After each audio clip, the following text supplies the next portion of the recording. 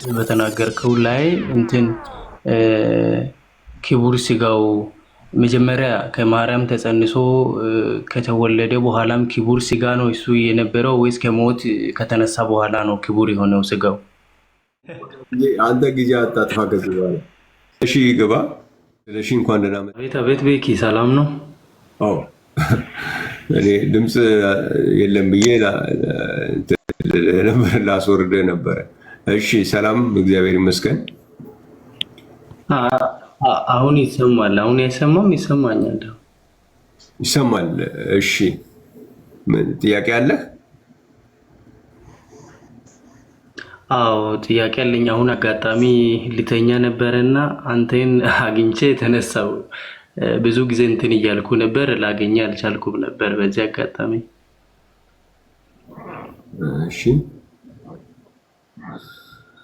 እንትን ነበር፣ እኔ ፕሮቴስታንት ነኝ። በእርግጥ ጥያቄው ብዙ ያንተን ትምህርቶችን መልስ ምናምን ስትመልስ ይከታተላለሁና ብዙ እንትን ላይ ጥያቄ የለብኝም፣ ግን በኢየሱስ ክርስቶስ ማንነት ላይ ያለኝ ጥያቄ ምንድነው? ኢየሱስ ክርስቶስ የለበሰው ስጋ ልክ እንደ ሰው አይነት ስጋ አይደለም የሚል እንትን ሰማሁኝና እሱን ነገር እንድታስረዳኝ ፈልጌ ነበር። ልክ እንደኛ አይነት ነው ወይስ እሱ የለበሰው ስጋ መንፈሳዊ ስጋ ነው የሚባል ነገር አለ እንደ የሚለውን ጥያቄ።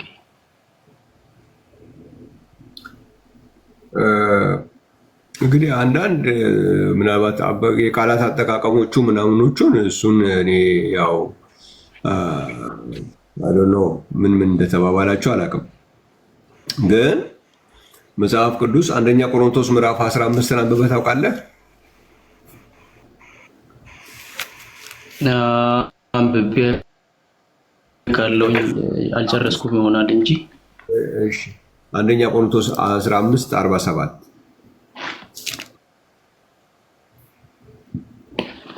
እሺ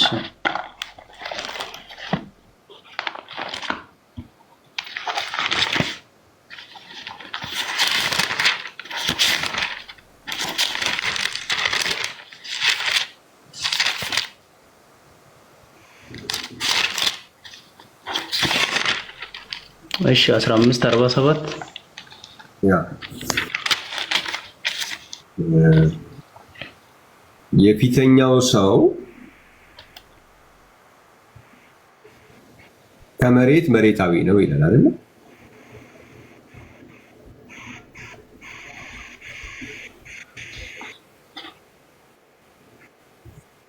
አዎ ደርሻለሁ። እየሰማሁህ ነው፣ እያነበብኩ። የፊተኛው ሰው ከመሬት መሬታዊ ነው። ከመሬት መሬታዊ ነው።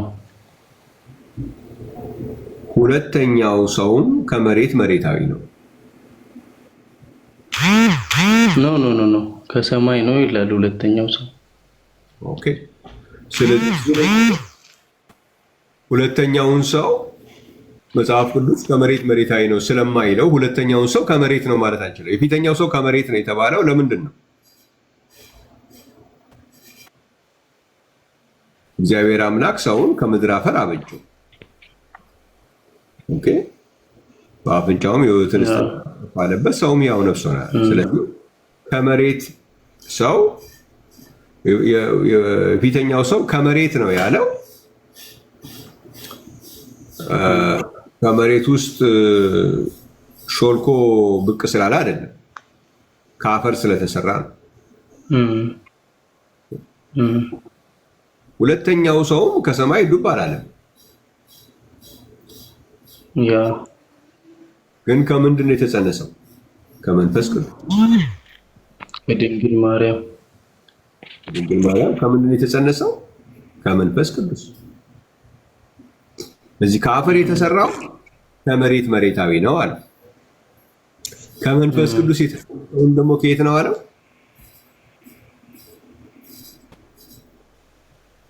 የፊተኛው ሰው ከሰማይ ነው። ከሰማይ ነው አለ። ስለዚህ መጽሐፉ እንደዚህ ስለሚል ያ ስለዚህ ሁለተኛውን ሰው ከመሬት ማድረግ አንችልም። ከመንፈስ ቅዱስ የተጸነሰው ከሰማይ ነው የተባለው። ነው እንጂ ሰማይ ላይ ስጋ ነበረ፣ ከሰማይ ላይ ስጋ ወደቀ ምናምን አላለም። ከመሬትም የተባለው እኮ ከመሬት ውስጥ እኮ ስጋ ቱር ብሎ አልወጣም። ከአፈር ስለተሰራ ነው ከመሬት ነው የተባለው። ከመንፈስ ቅዱስ የተጸነሰው ደግሞ ከሰማይ ነው የተባለው። ስለዚህ የእሱን ስጋ ከኛ ጋር ሲያደርገው፣ ስለዚህ ኢየሱስ ሰው ነው ወይ? አዎ ሰው ነው። ግን ምን አይነት ሰው ስትባል ሁለተኛው ሰው ነው። ይሄ ከአፈር የተሰራው ደግሞ ምንድን ነው የሚባለው? የፊተኛው ሰው ነው። ከሰማይ የተባለውስ ምን አይነት ሰው ነው የተባለው? ሁለተኛው ነው የሚባለው በመጽሐፍ ቅዱስ መሰረት ማለት ነው። በቆላሲያስ መጽሐፍ ፊልጵስዩስ መጽሐፍ ምዕራፍ 3 ላይ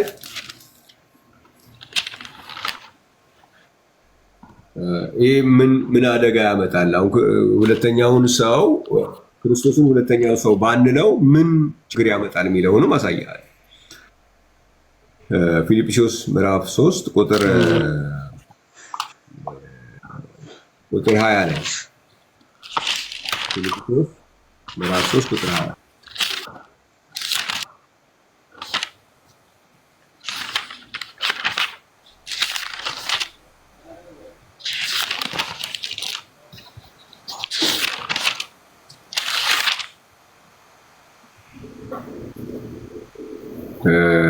ፊልጵስዩስ ምዕራፍ 3 ቁጥር 20 ላይ እኛ ሀገራችን በሰማይ ነውና ከዚያ ደግሞ የሚመጣ መድኃኒትን እርሱም ጌታችን ኢየሱስን እንጠባበቃለን።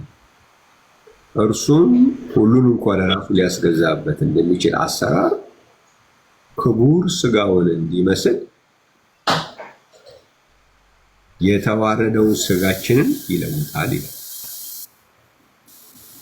የኛ ምን አይነት ስጋ ነው ተባለ? የተዋረደ የኢየሱስ ስጋ ክቡር ስጋ። እዚህ እንደዚህ ነው የምናወራለት ማለት ነው። የሰለሱ ስጋ ስናወራ ክቡር ስጋ፣ የኛ ስናወራ የተዋረደ ስጋ። ስለኛ ሰውነት ስናወራ ከመሬት የተሰራው ሰው ምን አይነት ሰው ይባላል? የፊተኛው ሰው። ከሰማይ የተባለው ደግሞ ምን አይነት ሰው ይባላል? ሁለተኛው ሰው።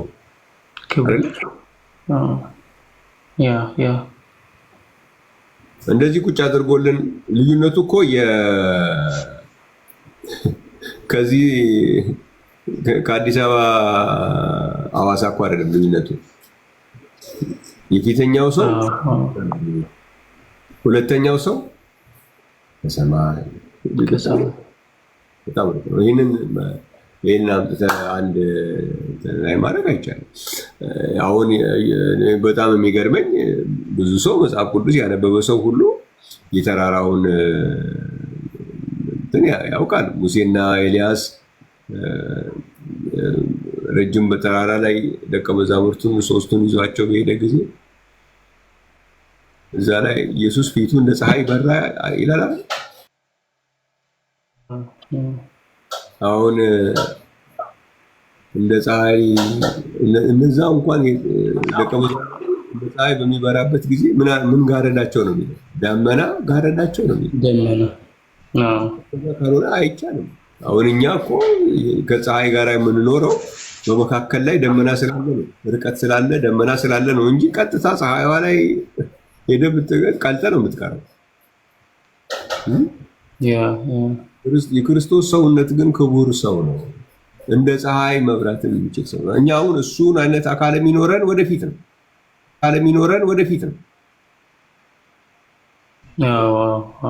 ማቴዎስ ወንጌል ምዕራፍ 13 ላይ ያ ክርስቶስ እንደ ፀሐይ የሚበራውን በራ የተባለውን ማቴዎስ ወንጌል ምዕራፍ 13 ላይ አወጣው እስኪ።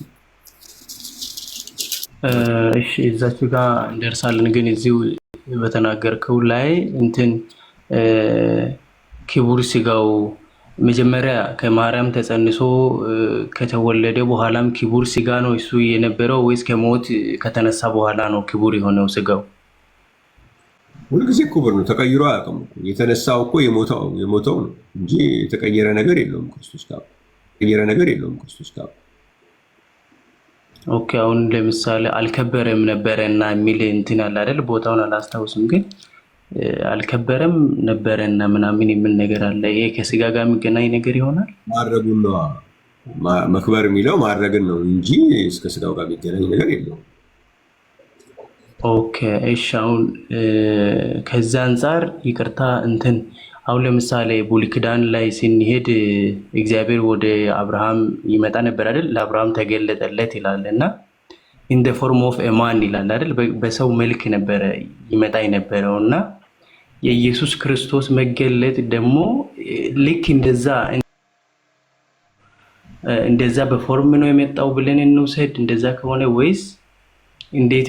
ምን ዲፍረንስ አለ እዚህ መሀል ላይ? የኛው እኮ ሁለተኛው ሰው ነው የሚባለው። ሁለተኛው ሰው ነው፣ ስጋ ያለው ደም ያለው ሰው ነው። እነዛ እኮ ሰው ተባሉ እንጂ ሰው የተባሉ ግን ስጋና ደም ያለበሱ ወይም ስጋና ደም አላቸው ያልተባሉ ሰው የተባሉ ብዙ ነገሮች አሉ። ሰይጣንም እኮ ሰው ተብሏል አይደለም? መጽሐፍ ምዕራፍ 14 ሰው ተብሏል። ግን ያ ማለት ስጋና ደም ያለው ማለት አይደለም። የሚበላ የሚጠጣ ሁሉ እኮ ገብርኤልም ሰው ተብሏል አይደል? ዳንኤል ምዕራፍ 9 ላይ ሰው ተብሏል። ግን ስጋና ደም ማለት አይደለም። ዳንኤል ምዕራፍ 9 ቁጥር ዳንኤል 9 ቁጥር 21 ላይ በራእይ አይቼ የነበረው ሰው ገብርኤል እነሆ እየበረረ መጣ ይላል። በራእይ አይቼ የነበረው ሰው ገብርኤልም ሰው ተብሏል። ሰይጣንም ኢሳይያስ መጽሐፍ ምዕራፍ 14 ላይ ኢሳይያስ 14 በሰው መልክ ስለተገለጠ ነው የተባለው እንጂ ስጋና ደም ግን ነው አይልም። አዎ ግን እዚሁ የኢየሱስ ክርስቶስ ማለት ስጋና ደም ሪል ታንጀብል አለው አይደለ? እንደዛ ነው አይደል? ለዚህ እኮ ነው ክቡር ስጋ ነው እንጂ ስጋ የለውም እኮ አይደለም። ስጋ አለው ግን ምን ይባላል? ኢየሱስ ክቡር ስጋ ይባላል። አይ እሱ ገብቶኛል። የክቡር ስጋ ይባላል ያልከኝ ገብቷል። ለምሳሌ ይቅርታ አድርግልኝና እንትን እያልኩ ያለሁት አሁን ለምሳሌ ለነም ይሁን ለሌሎቹም ይሄ ትንቢተ ኢሳይያስ 53 ላይ ያለው ቃል አለ አይደለ? ትንቢት ስለ ኢየሱስ የተነገረው ተሰቃየ፣ ተፉበት ምናምን የሚለው ተጨነቀ የሚለው ቃል አለና እኔ በእርግጥ እውነት ለመናገር ከሐዋርያት ቸርች ሰው ጋር እያወራው ነበርና ግን መንፈሳዊ ስጋ ነው የለበሰው ብሎ ሲናገርልኝ ግራ ማለት መንፈሳዊ ስጋ ከሆነ አያመውም፣ አይጨንቀውም። ያ ትንቢት ደግሞ እንዴት ሊሆን ይችላል? መንፈስ ነገር እኮ እንትን አይልም አይደል? ፊል አያደርግም ምናምን አይነት ነገር ነበር ያልኩትና ይህንን ለመረዳት ስለፈለግኩኝ ነው ጫን እያልኩ ያለሁት። ይቅርታ። እንደዛ የሚባል ነገር አለ። የሚሞት የሚደማ፣ የሚሰቀል፣ የሚሰቃይ፣ የሚራብ፣ የሚጠማ ሰው ነው። ያ አሁን እነዚህ ነገሮች በነገራችን ላይ ይህን የምነግርህን ነገሮች ሁሉ ስጋ ሁሉ ኤክስፒሪየንስ ሊያደርጋቸው ይችላል። ያ ማለት ሰው አያደርግም። ለምሳሌ አሁን አንድ ሌላም ስጋ አሁን አሳ ቢር ስለተራበ ስለተጠማ የስጋው አይነት የሰው አይነት ነው ማለት አይደለም።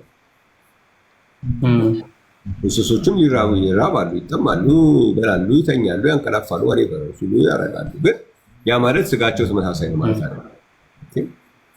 ስለዚህ እነዛ ነገሮች ለመሆን ለመራብ ለመጠማት የግዴታ የስጋው ታይፕ የኛ አይነት መሆን አለበት የሚለው የሚያስኬድ አርጉመንት አይደለም። ስለዚህ እንስሳም የኛው አይነት ነው ልንል ነው፣ ወፎችም የኛው በቃ የተራበ የተጠማ የሞተ ሁሉ የኛ አይነት ነው ልንል ነው ማለት ነው። ያ አይነቱ ይለያያል። ግን ክርስቶስ ስጋ የሚጠማ የሚራብ ስጋ ነው። ግን የተሰራው የተሰራበት ነገር ነው የሚለው። አሁን ለምሳሌ ወፎችንና አዋፋችን ከምንድን ነው የሰራው ነው የሚለው? ከውሃ ነው ከውሃ። እንስሶችን ደግሞ ከመሬት ካፈር ነው የሚለው። ይብን ሰውና እንስሳ ራሱ እንኳን ሁለቱም ከመሬት ተሰርቶ ሁለቱም ይለያያል። እንስሳም ከአፈር ተሰርቶ ሰውም ከአፈር ተሰርቶ የስጋው አይነት ግን ይለያያል። አሁን ወደ ኢየሱስ ክርስቶስ ጋር ስትመጣ ግን ቃል ስጋ ሆነ ነው፣ አፈር አይደለም። ስለዚህ ግን ሪል ስጋ ነው። አሁን የእንስሳ ስጋ ሪል እኮ ነው። የኛ አይነት አይደለም ማለት ሪል አይደለም እኮ ማለት አይደለም። የወፎች ስጋ እኮ የሰው ስጋ አይደለም፣ ግን ሪል አይደለም ማለት እኮ ሪል ስጋ ነው፣ ግን የሰው አይነት አይደለም። የኢየሱስ ክርስቶስ ስጋም ሪል ነው፣ የሚራብ የሚጠማ የሚጨነቅ፣ ግን ደግሞ እንደ ፀሐይ የሚበራ። ይሄንን የኛ ፍጥረታዊ አካል አይቀርቶ 100 ዲግሪ ሴንቲግሬድ አይችልም። የኛ 100 ዲግሪ ሴንቲግሬድ አይችልም። በጣም 10ም ከቻለ ትልቅ ነገር። እቺ ፀሐይዋ እኮ ከ60 ከ70 ዲግሪ እያለች እኮ ስትሄድ እኮ ቀልጦ ሊቀር ይችላል። አንድ ፀሐይ እኮ ማለት እኮ ዝም ብለህ ቼክ አድርገው አንተ። አንድ ፀሐይ እኮ 15 ሚሊዮን ዲግሪ ሴንቲግሬድ። እንዴት ነው የኛ አይነት ስጋ ሆኖ ኢየሱስ 15 ሚሊዮን ዲግሪ ሴንቲግሬድ በራ ብለን የምንችለው? እነሱ እንኳን ቆሞ ማየት እኮ አልቻሉም። ደመና ጋርዷቸው ነው እዛ የቆሙት። በደመና ተጋርዶ ነው ያንን መቋቋም አልቻሉም። ኢየሱስ የኛኑ ስጋ ለብሶ 15 ሚሊዮን ዲግሪ ሴንቲግሬድ የሚለው ምን ይላል መሰለህ? ማቴዎስ ወንጌል ምዕራፍ 13 ላይ እኛ ያ ሰውነት ክርስቶስ የለበሰው እንደ ፀሐይ የሚበራው ሰውነት የሚኖረን ያ ስጋ የሚኖረን መቼ ነው ነው የሚለው ማቴዎስ ወንጌል ምዕራፍ 13 ቁጥር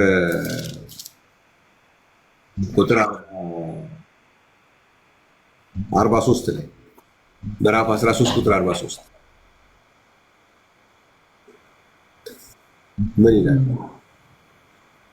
በዚያ ጊዜ ጻድቃን በአባታቸው መንግስት እንደ ፀሐይ ይበራሉ።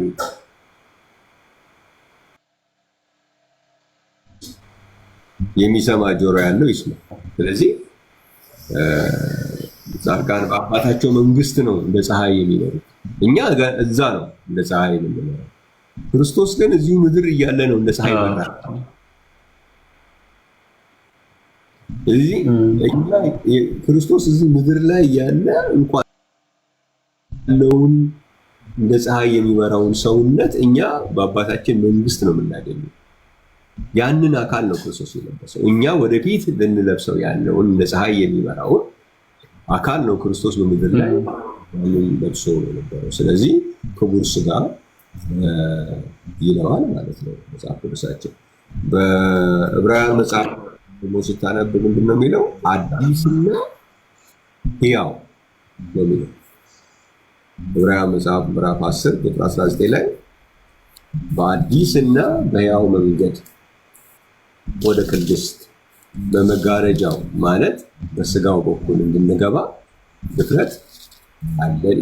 አዲስና ሕያው ነው የሚለው። ስለዚህ የክርስቶስ እነዚህ መለያዎቹ ሁለተኛው ሰው መለያው ነው። ክቡር ስጋ መለያው ነው። አዲስና ሕያው መለያው ነው። እንደ ፀሐይ የበራ ሰውነት ነው መለያው ነው። ከመንፈስ ቅዱስ የተጸነሰ መለያው ነው። ቃል ስጋ ሆነ መለያው ነው። የኛ ቃል ስጋ ሆነ የኛ ቃል ስጋ ሆነ ተብሎ ነው የተዘጋጀው። የኛ እኮ ቃል ስጋ ሆነ አይደለም፣ ካፈር ነው የኛ። አይ ቲንክ እንደዚህ ነው። አሁን አይ ሃቭ ጎድ ኢን ዩ ግን እንትን አሁን ኢ ቢኬምስ ሁመን ቢንግ የምትለው ዋጋ ነው የኔ ጥያቄ የነበረው። ኦልሬዲ አግኝቻለሁ። ግን ያ ቃል የነበረው ቃሉ he becomes human being ነው የእንግሊዘኛው የሚለው እና ያ human being የተባለው ደግሞ ትሩሊ ማን መሆኑን ሪል ስጋ መሆኑን ደምና ስጋ የያዘ መሆኑን ለመረዳት ነበር ትንሽ ግራ ስለተጋባው። ግን አሁን ገብቶኛል። ግን ምንድነው ይሄ ማለት ደግሞ ሰዎች አሁን ለምሳሌ ልክ እንደኛ አይነት ስጋ ነው የያዘው ሲሉ ይመስለኛል ሪል የሆነ ስጋ ነው ለማለት ፈልጎ ይመስለኛል። ያው የኛና የሱ አንድ ነው ካልን ማንን ያድናል ወደ ማለት እንደርሳለን ብዬ አምናለሁ። አንድ አይነት ከሆነ ማለት ነው ለየት ያለ ነገር ስለሚያስፈልግ። ግን ብዙ ሰው እንደዛ ሲያወራ ይመስለኛል እያልኩ አወራለሁ። እዚህ ይቅርታ አድርግልኝ። ሪል ስጋ ነው የሱም ለማለት ፈልጎ ይመስለኛል። እና እኔ አሁን ኦልሬዲ ቃል ስጋ ሆነ በጸጋንና እውነቱን ተሞልቶ በእኛ አደረ ሲባል ይሄ ሰው የሆነ ሁመን ቢንግ የተባለ ትሩሊ ማን መሆኑን እናንተ ጋር ትሩሊ ማን መሆኑን አታምኑም እንደሚለው ጋር እንትን ብዬ ነው። አመሰግናለሁ በጣም። ሌላ ጥያቄም አለኝ ይሄንን ከጨረስ። አይ ምንም ጥያቄ የለውም። እውነተኛ ስጋና እውነተኛ መብል እኮ ነው አይደል ያለው ሲናገር። እውነተኛ ስጋ ነው። ስለዚህ እውነተኛ ስጋ እውነተኛ ደም ነው። ግን የምንበላው የሁለተኛውን ሰው ነው እንጂ የፊተኛውን ሰው አይደለም። ምን ማለት ነው? አሁን ቢታራ ስትወስድ እኮ ራስህን ነው የምትበላው ማለት እኮ። የራስህን ደምና የራስህን ስጋ ነው። ምን ያደርግልኛል? እኔ የራሴ እዚህ ስንት ኪሎ ቁጭ ብሎልኝ እንደገና ሌላ ለምን እበላለሁ? የወስደው የጌታ ራስ ሶስት ምን ብዬ አምኜ ነው የምወስደው? የሁለተኛው ሰው ስጋና ደም። ምክንያቱም የፊተኛው ሰው ከመሬት መሬታዊ ነው ብሎ ከሰማይ ነው ያለው የፊተኛውን ሰው አይደለም። ሁለተኛው ሰው ግን ከሰማይ ነው። ስለዚህ ሁለት ሰው እንዳለ ማለት ነው አለ። ሁለቱም ሰዎች ሪል ነው። የፊተኛውም ሰው ነው ሪል ነው። ሁለተኛውም ሰው ነው ሪል ነው። ግን ስሪቱ ላይ ይለያያል። የፊተኛው ሰው ይለያያል። ግን በቂ እዚች ጋር ኢንተራፕት እያደረኩህ ነው። በጣም ይቅርታ። ትዝ ያለኝ ምን መሰለህ? አሁን ይሄ በጣም የኔ ብቻ አይደለም። በእርግጥ ያው ካንተ ጋር ብዙ ያወሩ ሊኖሩ ይችላሉ፣ የሚሰሙም ይኖራሉ። እና ይሄ ኖስቲሲዝም የሚባል ትምህርት አለ አይደል? አይ ዶንት ኖ አንተ ልታውቅ ትችላለህ። ኖስቲሲዝም አሁን ለምሳሌ ኢየሱስ ክርስቶስ በስጋ እንደተገለጠ የማያምን ወይም የማትታመን ነፍስ ተለይታ ተጽፋ ምናምን የሚል ቃል አለ አይደለ?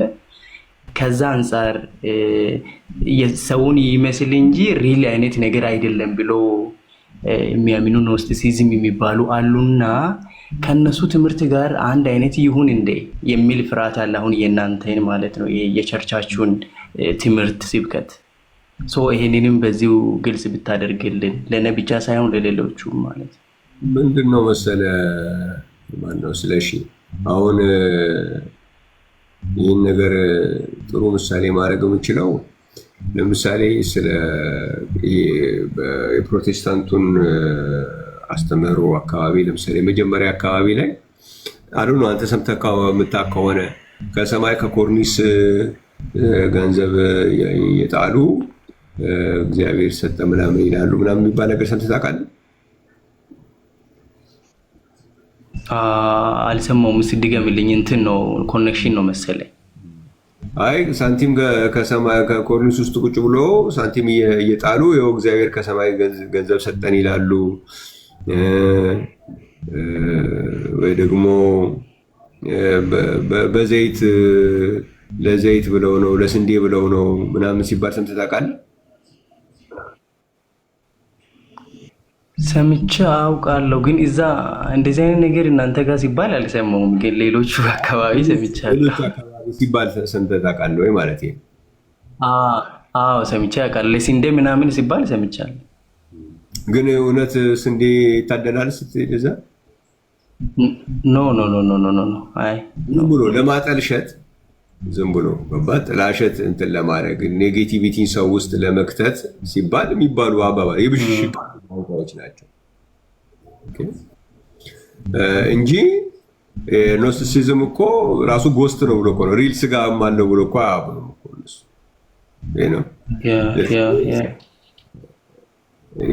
እውነተኛ ስጋ፣ እውነተኛ መብል፣ እውነተኛ መጠጥ ነው ብለን እያመንን የሚታይ የሚዳሰስ የሚወጋ እኮ ነው። ወጉት እኮ ይላል አይደል እንዴ? ምን ዝም ብሎ መንፈስ ቢሆን እንዴት